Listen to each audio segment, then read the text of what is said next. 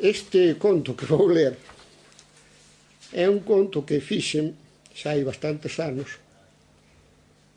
e que foi prohibido pola censura no ano 1964 por Fraga Iribarne, ao ser publicado en Grial no número 23. Despois mandeino a Buenos Aires, ali foi publicado e ilustrado xunto con Hai Oscuras, Mai que os pariu, e no ano 73 José María Álvarez Blázquez publicou-nos dentro de un libriño que intitulou Contos con reviravolta. O conto intitúlase Manoliño o das gravatas.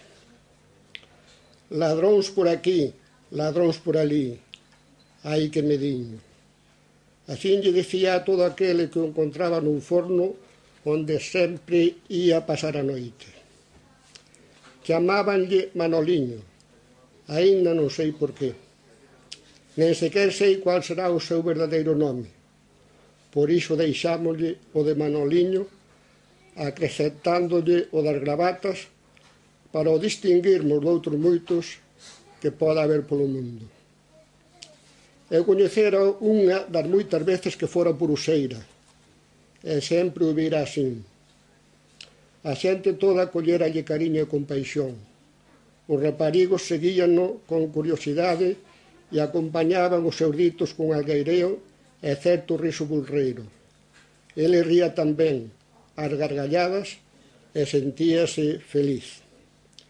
Dicíanlle, Manoliño, baila, e Manoliño bailaba. Canta, Manoliño, e ele cantaba. E que brincase, e que contase as súas aventuras da guerra e os seus namoramentos. E que rise para ver como o facía, se en ja, en je, en jo, en ji ou en ju.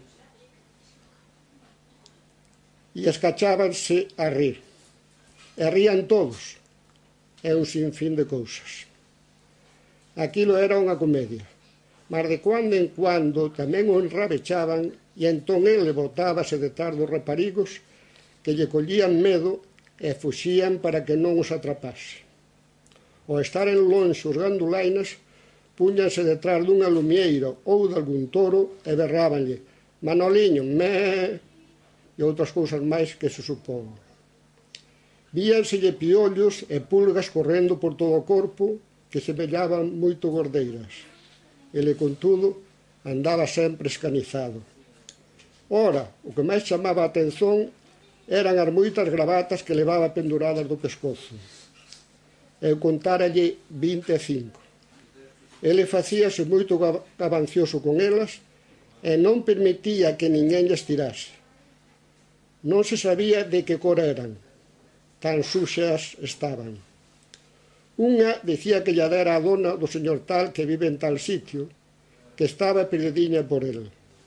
Outras, unha rapariguiña con cara e ollada de anxo.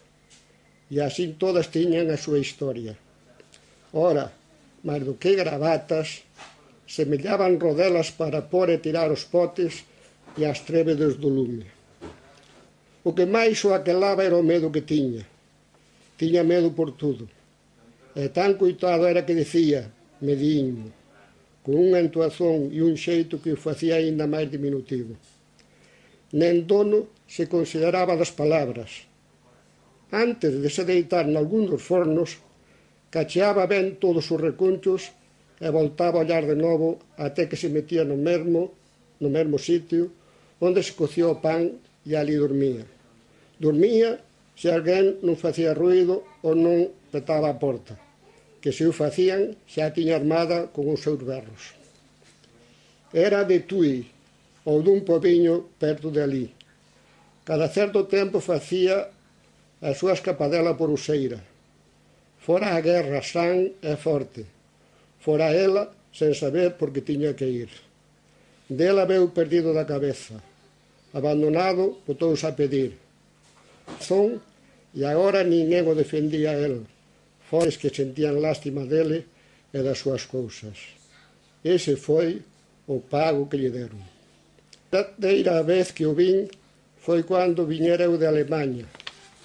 Foi na torre, en Loeda. Estaba no forno dando berros. Chameio. Que che pasa, Manoliño? Que che pasa? Oh, ladróns por aquí, ladróns por ali. Ai que me viño. Coñeceume. Colleu para Centrosa. A noite viña acima. A paisaxe estaba que daba xenevela.